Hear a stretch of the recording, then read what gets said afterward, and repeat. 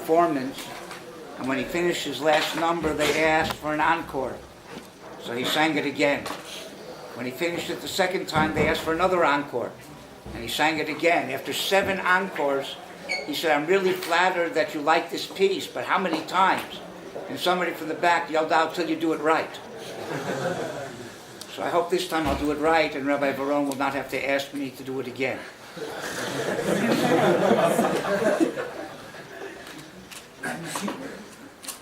Okay. Start with a halachic machlokes.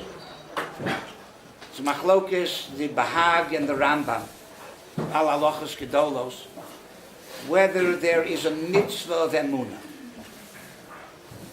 The Bahag does not count Emunah as one of the Tariq mitzvahs. That doesn't mean you don't have to believe in God. It just means that it's not a mitzvah. Why? Says the Ramban, because you can't have a mitzvah to believe in God. A mitzvah presupposes a mitzvah. I can come to you if you believe in God and say, God said keep Shabbos. But if you don't believe in God, how can I come to you and say, God said, believe in Him? Who's God? I don't believe in Him to begin with. So there can't be a mitzvah if you don't believe in a mitzvah. So the mitzvah can't be for people who don't believe. And if you already believe, you don't need a mitzvah. So who's the mitzvah to? So the Bahag does not count it as a mitzvah, but rather it is a foundation. Accept it, fine, then we can have mitzvahs. The Rambam counts Emunah as a mitzvah saseh. So the question is, to whom? To people who believe you don't need a mitzvah, and to people who don't believe there can't be a mitzvah. So who is this mitzvah to? That's the question. To make the question even stronger, there's a Rashi. Rashi says that when HaKadosh Baruch Hu told Avraham Avinu that he's going to have children, and his children would inherit Eretz Yisrael, so it says, Vayamin Bashem, he believed God. God said he's going to have children, he believed him. Vayachshaveh lo tzedakah. The way Rashi learns, and God considered it a tremendous tzedakah that Avraham believed in him. Says the Ramban, what is he talking about? What if the Rebbeinu Shalom think? He's going to tell Avraham Avinu to have children, and Avraham going to say, you're pulling my leg. I don't believe a word of it. God told him. It's God speaking to him. Of course you're going to believe it. What's the big deal? So the Ramban says it means just the opposite. Vayamin Bashem. Avraham believed in God, and he considered the fact that he's going to have children at tzedakah. Vayachshaveh lo is not that God considered it a tzedakah from Avraham that he believed, but Avraham considered it a tzedakah from God that he's going to have children. But Rashi says the other way. What does it mean? One more question. Every day we say in davening, Shiras Hayam, Vayiru ha'omes Hashem. The people feared God. Vayaminu b'Hashem of Moshe, and they believed in Him too. How in the world can you fear something you don't believe in?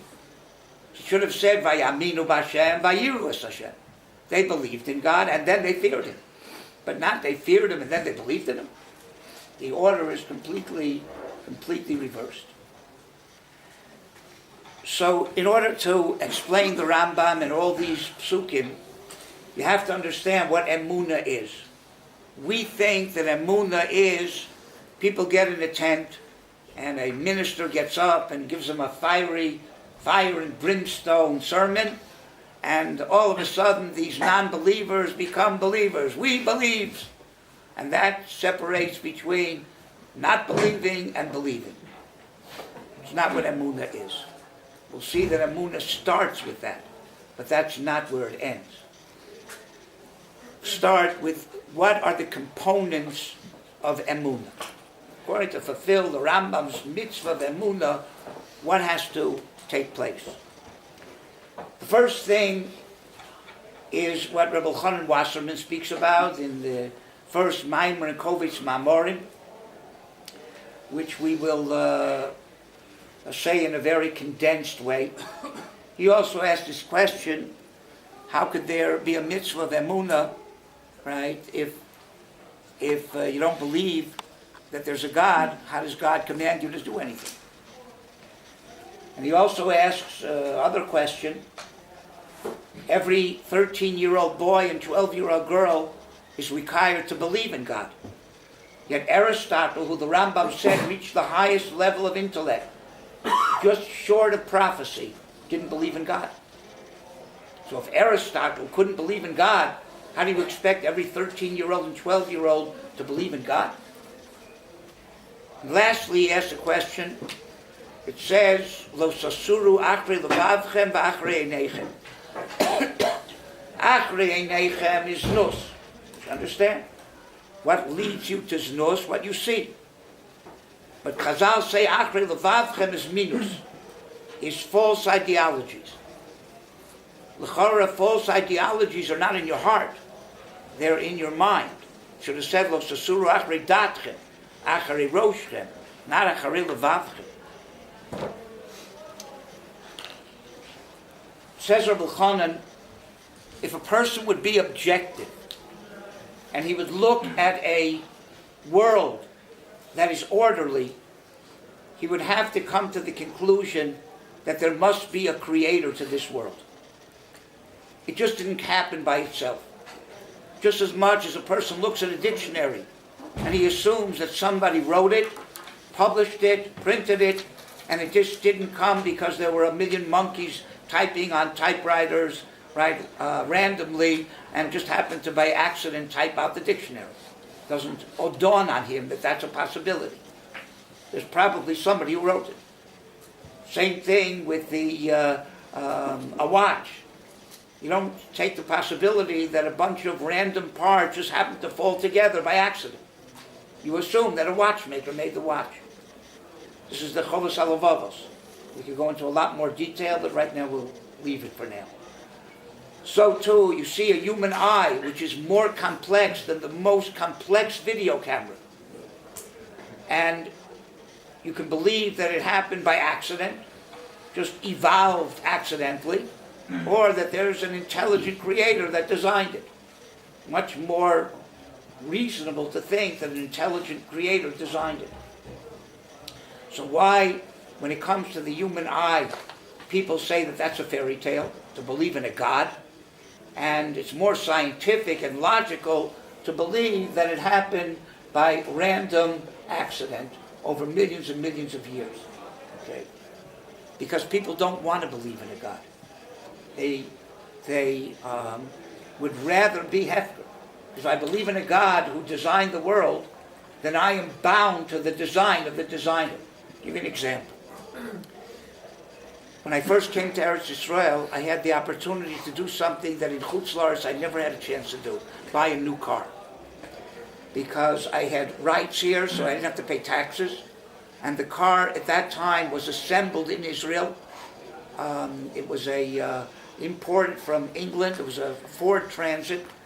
And the whole car cost me $8,000. Now, the laws here were a little ridiculous. It's a good word. You couldn't buy a car on credit. You had to pay for it 100%, everything, at the time you bought it. The rate of exchange at that time, 33 years ago, was the old shekel. Now it's the new Israeli shekel. That was the old Israeli shekel. The old shekel, the exchange rate at that time was 1,000 shekel to $1. Okay, old shekel. And the biggest bill they had at that time was a 100 shekel bill. There was no such thing as a 200 shekel bill. So I had to go cash in $8,000 into 8 million shekel in 100 shekel bills. I had a attaché case full of 100 shekel bills. I felt like a drug dealer walking through the I went to Tel Aviv by bus, obviously, instead of a car then, to pick up my car. Put my attaché case on the table. They open it up. He starts counting to make sure that it's all bills. And then he says, fine, I got your money, here's your keys. So I took the keys, he told me where the car is, wished me luck.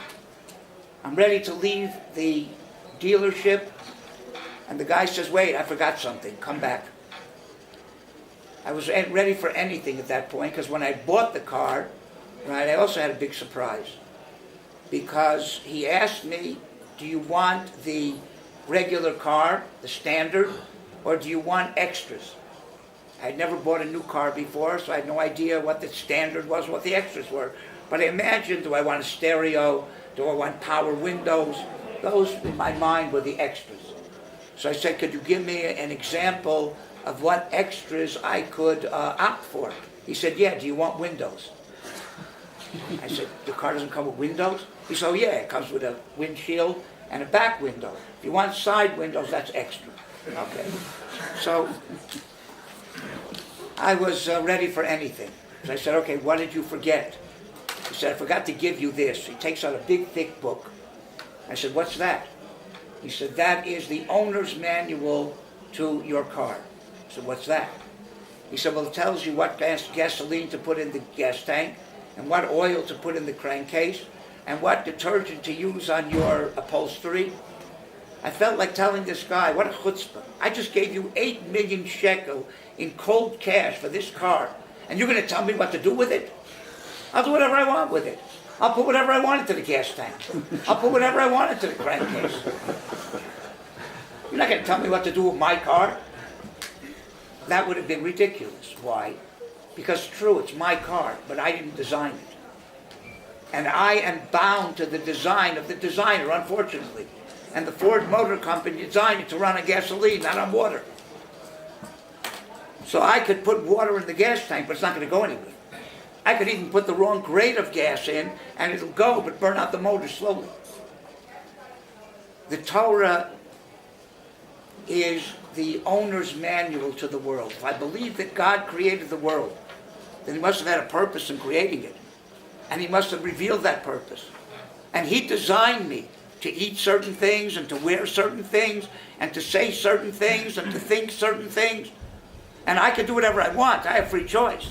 But I may be burning out my motor and not get to where I want to go. So if you believe in a God, you're bound to the design of an intelligent designer. If you believe that everything is random, haphazard, circumstance, and chance, you just evolved accidentally, then nothing could be right or wrong. There can't be any morals except for situational ethics, for instance. There can't be anything wrong with stepping on an ant if an ant is an accident of evolution. And Mamela, there can't be anything wrong with stepping on your aunt from Chicago because she's a bigger accident of evolution. There can't be anything wrong with murder if people are just accidents, and so on. There can't be any intrinsic morals in such a world, and therefore you have to do whatever you want.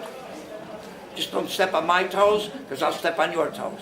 But if you don't have toes, and I do, then no problem.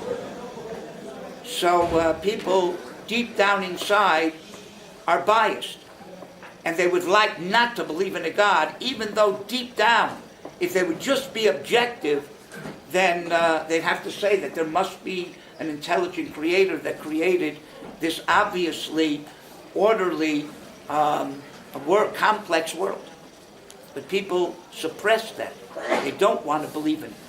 Says Rabbi Chanan, therefore, false ideologies do not come from the mind.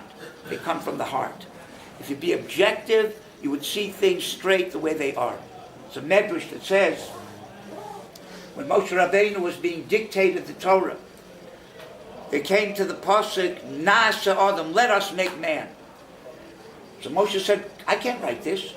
You're giving a pischon peh, you're giving an opening to the meaning, the early Christians who believed in more than one God, Trinity. It says here, let us make man. Obviously God is plural. So God said, you write, v'harot salitos yitem. Person who wants to make a mistake will make a mistake. Seems like God is not concerned about making people make mistakes. And he told us if they even so we shouldn't put a stumbling block in front of other people. Why does he do it? So the Bali Musar explained what it means is the following. No one ever became an apikoros as it says nasa other. Not in first grade, not in seventh grade, not about tshuva who learned the Chumash the first time. Why? Because all you have to do is look at Rashi. Why does it say in the plural? Because it teaches us that God asked advice from the angels to teach us to ask advice. So he said nasa. And it's clear, because the end of the pasuk says, Vayivra, Vayash Elokim es ha'adam, in the singular. So nobody ever became an apikoros in first grade when the teacher said, let us make man, and he said, well, I can't stay here, I'm going to the convent down the block. Never happened. But apikoros bring proof from here.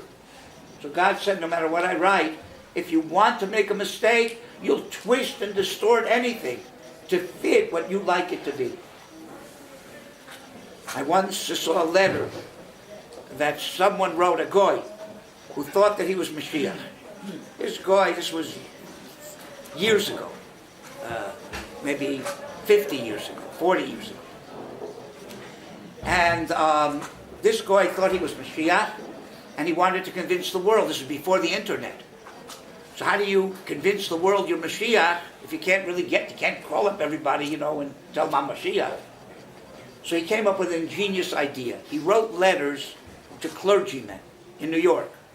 He lived in New York. He wrote to rabbis, priests, ministers, with 10 conclusive proofs that he's Mashiach. And he said, now that I've proved to you that I'm Mashiach, and you believe it, convince your congregation. So with one letter, he could get to a few hundred people. I saw one of these letters. It was by a rabbi I was staying by. I don't remember all the proofs, but I remember one of them. The proof went like this. It says in Yeshayahu that Mashiach will be lemala mimalachim, translated into English, above kings. Mashiach will be above kings. He said that for sure applies to me. Why? Because in the apartment beneath me there are 2 dogs named King. And that puts me above kings. Harot Selitoshita, a person who wants to make a mistake can twist and distort anything. Tell you another Maisa that says this, but we're not going to spend a lot of time on this because there's much more to do. When I was a rabbi in Miami, I had a balabas who, putting it mildly, was eccentric. He one day burst into my office and he says, Rabbi, save my daughter's life. So I felt like telling him, this is not Hatzalah or Ramada, right? You've got the wrong address. He said, no, you have to save my daughter's life. Why? She has gone out with a certain boy on a shidduch, a yeshiva boy, and she seems to be willing that if he asks her to say yes. She thinks this is it. And he went on to describe this yeshiva boy as a combination of Hitler, Genghis Khan, and Haman, all wrapped into one. And if my daughter marries this boy, it's the end of her, the end of me, and the end of the world. And she won't listen to me, which I understood, and you have to convince her that this is not for her. I said, look, we both know that you're a little eccentric. So it's hard for me to believe that this guy is as bad as you say. I'll make you a deal. I'm going to, by accident, bump into him one day, have a nice conversation with him. If what you tell me is true, I'll be lucky to get away with my life. And I promise you, I will convince your daughter to drop this.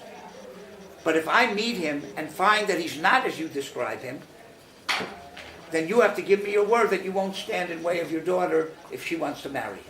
So we shook on it. And that week, I found out where these boys eat lunch in some pizza shop. And I just happened to be in the pizza shop at lunchtime. And I just happened to sit down at his table. And I just happened to say that I really don't feel that well. And I would really be happy if everybody left the table except for one of you. And it happened to be the guy sitting next to me, who was this guy. And I just happened to strike up a conversation with him. for about 40 minutes. And obviously he was not as bad as this man said, but he definitely wasn't normal. The guy was really off the wall. Something seriously emotionally wrong with him.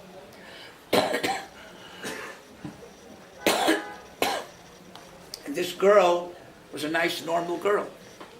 So the father was right. The guy wasn't as bad, but it's not for his daughter. So I called the girl in and I said, this is going to be a cinch. And I told her the things that I saw in this young man that definitely were problematic, really seriously emotional problems for a 40-minute discussion. And I figured it'd be easy. Give you an example, an absurd example. This is not what it really was, but to show you how absurd it was.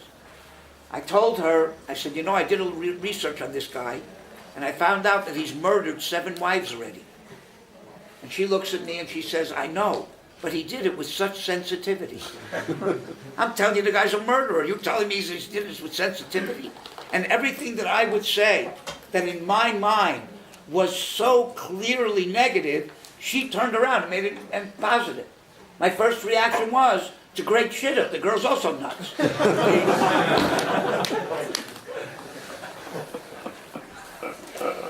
But she wasn't nuts. She was just in love. And I called Pshoyim to Chasa'av. She saw things the way she wanted to see them. We're all like that. So therefore, Rav Shamshon Fol Her says, the mitzvah of Emunah is not the knowledge that there's a God. Deep down, everyone has that knowledge. It's the acknowledgement that there's a God. It's accepting that knowledge and not blinding your eyes to it. So that is the first foundation of Emunah. We're talking to people who don't believe. But it's not that you don't have the capability of believing. If you be objective, the belief in a God is part of the psyche of a human being. The mitzvah of the Torah is not to believe that there's a God, but to be objective, and then automatically you'll see the world in a way that's obvious that there's a creator. That's what Rebbe Chanan says, and that's the first, and then Shamshon Fol Her also, obviously, that's the first foundation of Emunah. Be objective. But it doesn't end there. Next, okay, I believe.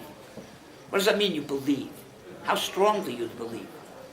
There are many differences in how much a person believes something or actually experiences it and feels that it's real. Give you an example that in Tells, they use an example of this idea. You walk into the park. In America, somebody must have conjured up a green paint that all park benches are painted that color green. Okay? You walk into the park and you see a park bench glistening with a sign on it, wet paint. What is the natural reaction, almost reflex reaction of most people? You walk over to the bench. Why? Don't you believe signs? It says that the wet paint is wet. You see it glistening. Why touch it and look at your finger to see the wet paint? The answer is, intellectually, after seeing the sign and the glistening paint, I know the paint, the bench is wet paint. But I don't feel it. Now it's real. Now I really feel it. There's a difference between knowing something and actually experiencing it and feeling that it's real. The Sefer HaYikarim says that's why Moshe Rabbeinu heard blow by blow what was going down the bottom of Har Sinai with the Chet HaEgel. Yet he didn't break the luchos till he saw it with his own eyes. Why? He didn't believe God? He believed them 100%. But we're human beings. And we are affected more by what we see with our senses than what we know intellectually. And when he saw it with his eyes, it moved him to break the luchos. In addition, he wanted the people to see him break the luchos, not just to know intellectually that he broke them. That's what we say, the Vilna Gaon says, we say on Rosh Hashanah. V'chein tein pachtecha Hashem Elokeinu al kol ma'asecha ve'im moscha al kol ma'aseh barasa v'yiraucha kol ha'maitzim v'yishtachavu lefanecha kol ha'bruim. And then we say, Kamoshi Yodanu Hashem Elokeinu. So says the Vilna Gaon, if we know it, what are we asking for?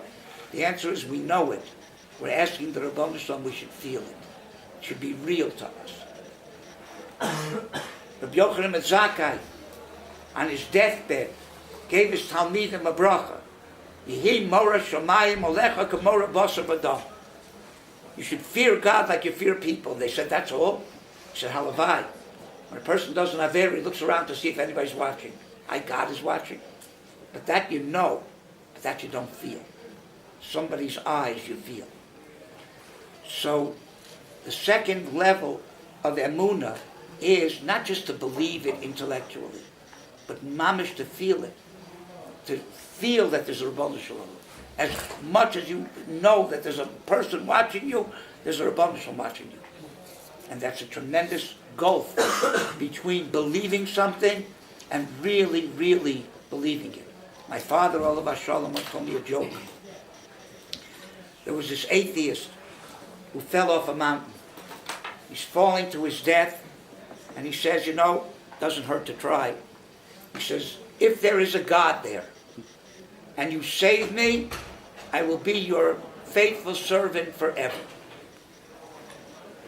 He's falling and falling. All of a sudden, a tree pushes its way through the mountain, and he gets caught in the branches. He realizes this is an open miracle. The tree just pushed through the mountain. That second that he passed by, he's hanging for dear life from the branch. He looks up and says, thank you, God. I'm your faithful servant. He's hanging there for 5 minutes, 10 minutes, 15 minutes. He's getting tired. He looks up, he says, God, tell me, what should I do now? And a voice comes out of the heavens and says, let go of the branch. He thinks for a few seconds, looks up again, he says, anybody else up there? Yeah, I believe, but I believe enough to let go of the branch. You have to really believe.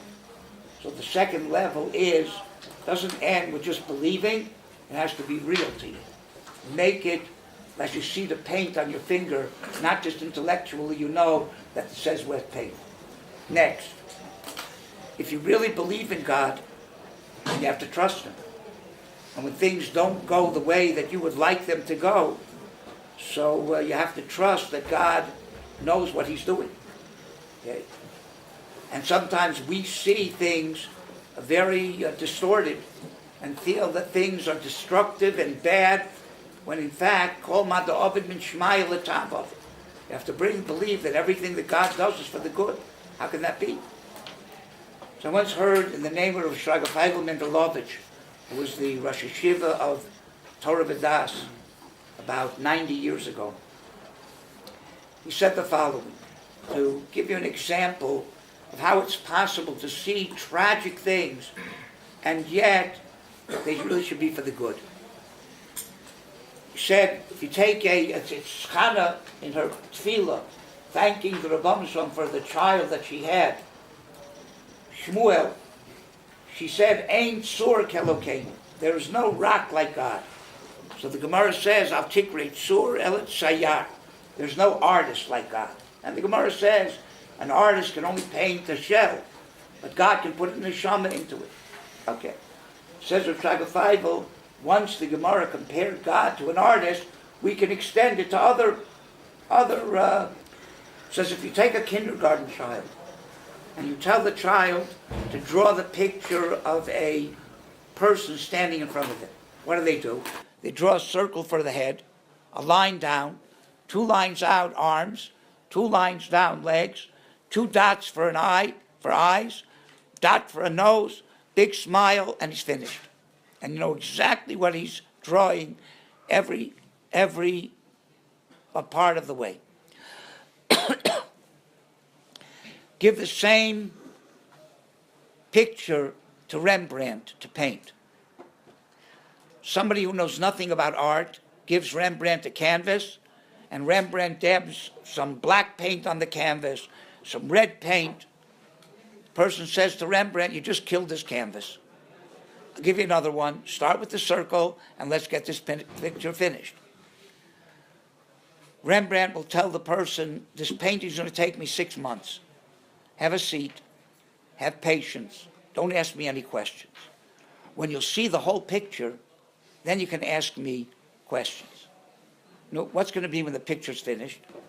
The red was for contrast. The black was for a shadow. Everything fit perfectly into the picture. But if you don't see what the whole picture is, you can see parts of it as it's being painted to be very destructive. HaKadosh Baruch Hu is the ultimate artist. He's painting a panorama of history. And we're in the middle of the painting. And we see black blotches and red blotches, and we think that God's ruining the canvas. But if we know what the ultimate picture, the panorama of history is supposed to be, we see that everything somehow was for the good. How? We can't know. We have to be God to know. But everything somehow fits into the picture.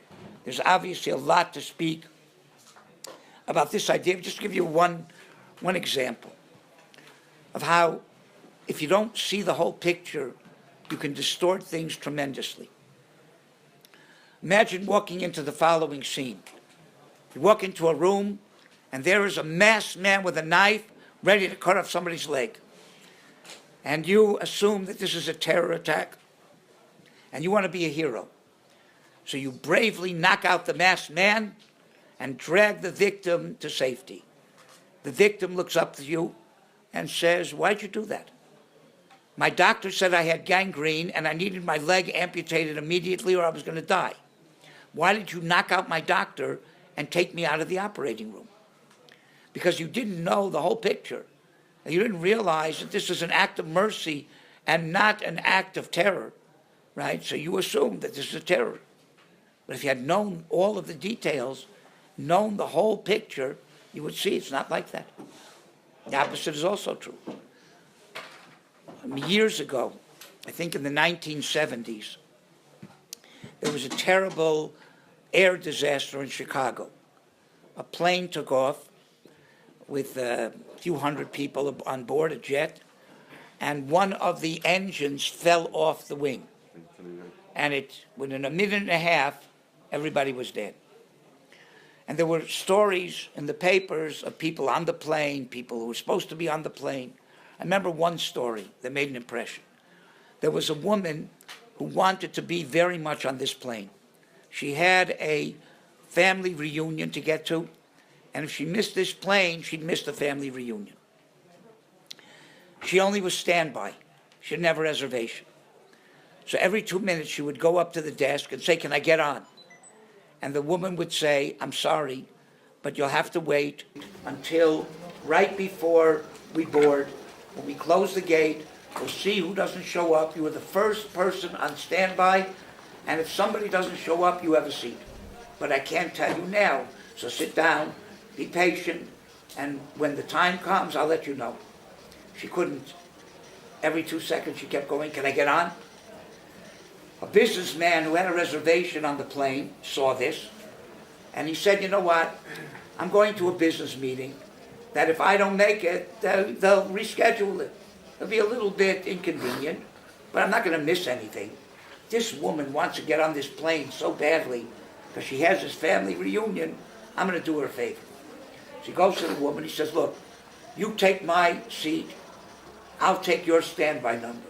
If I get on the plane, fine. If I don't get on the plane, they'll reschedule my meeting. But you'll make your family reunion." At that moment, the woman must have thought this is a really lucky day, and the guy thought he was sacrificing to help somebody. How long did it take before it was obvious this was not this woman's lucky day? I mean, she got to a family reunion, but not the one she was expecting.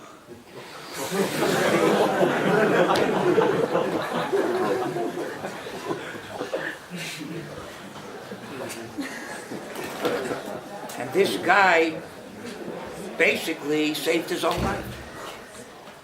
How long did it take? 15 minutes? 20 minutes? Until what appeared to be good for one and bad for the other turned around completely.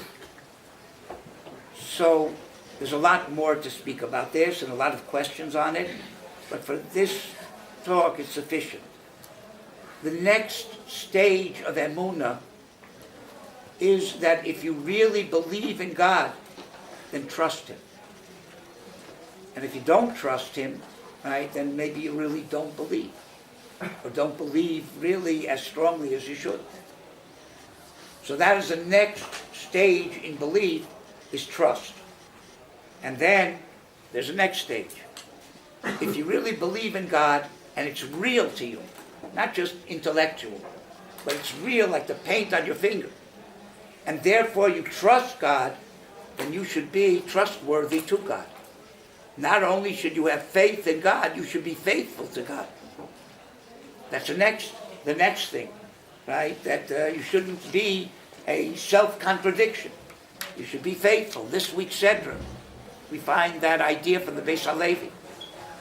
Yosef, when he reveals himself to his brother, says, Ani Yosef ha'od avichai.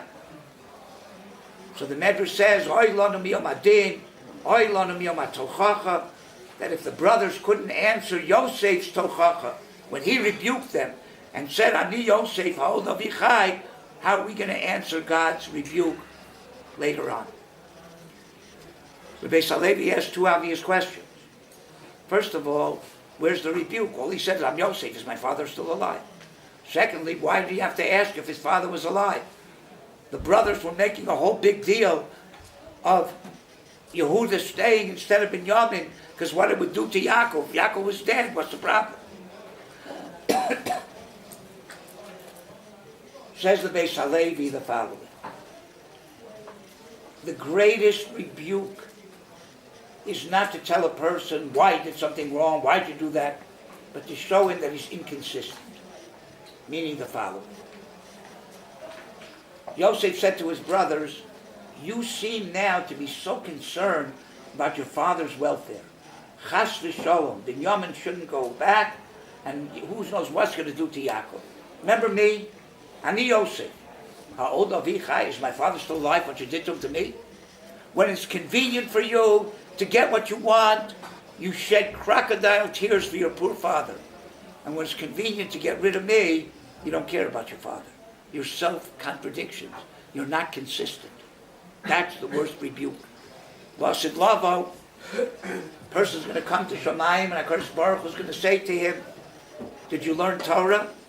He said, well, God, I was a poor man. I had to work hard for a living, and I didn't really have time to learn Torah. God's not going to tell him how important it is to learn Torah and how much he should have put in effort. Not going to do that. You know what he's going to do? You say, I accept that. You're a hard-working person. You didn't have time for Torah. But, according to my records, it shows that you spent an hour on the phone speaking Lashon Hara on this and this day. Where'd you get that hour? I thought you didn't have time. If you had time to speak Lashon Hara for an hour, why don't you have time to learn for an hour? You're a self-contradiction. The Rosh is going to say, how come you didn't give tzedakah? The guy's going to say, God, you knew I was poor. I didn't have money to give tzedakah. God's not going to go into a whole tirade of how important tzedakah is. He's going to tell him, okay, I accept that. Except according to my records, on this and this day you ate in this restaurant, this was the bill, this was the tip.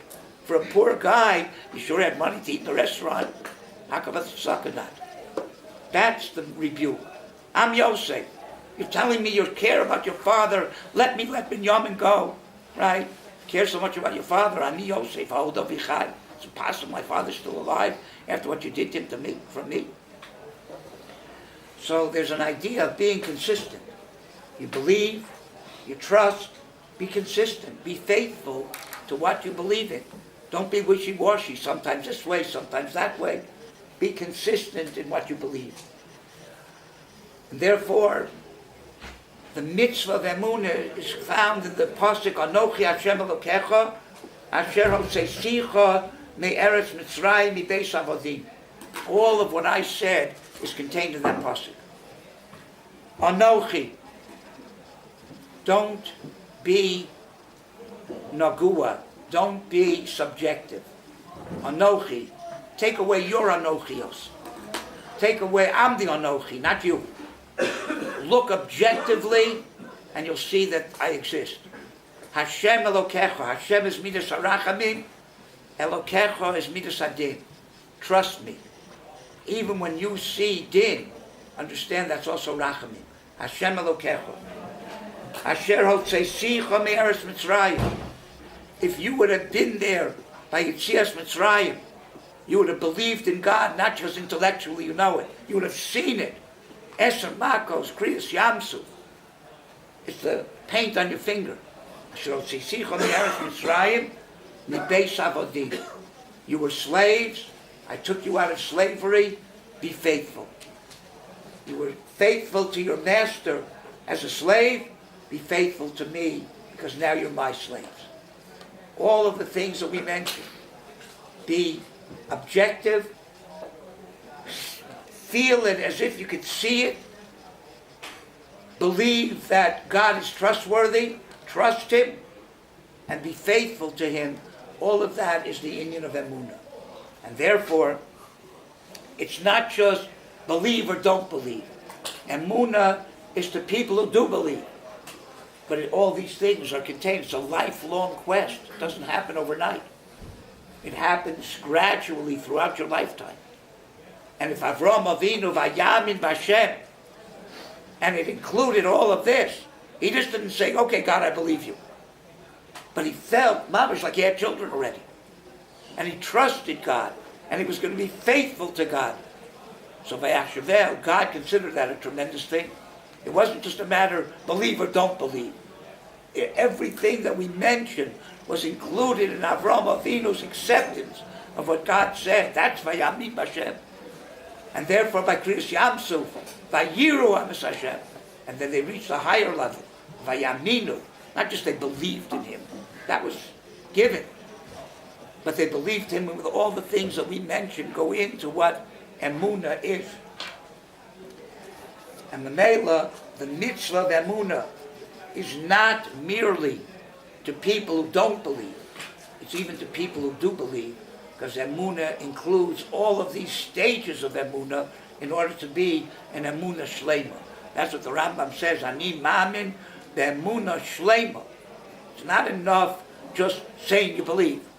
Emunah Shlema includes all of the things that we said, plus a lot more to fill in the shell that I gave you, and that's an entire lifetime to fill that in, each one according to what they need to be able to reach all of these madregas, each one according to their potential. Hatzlacha.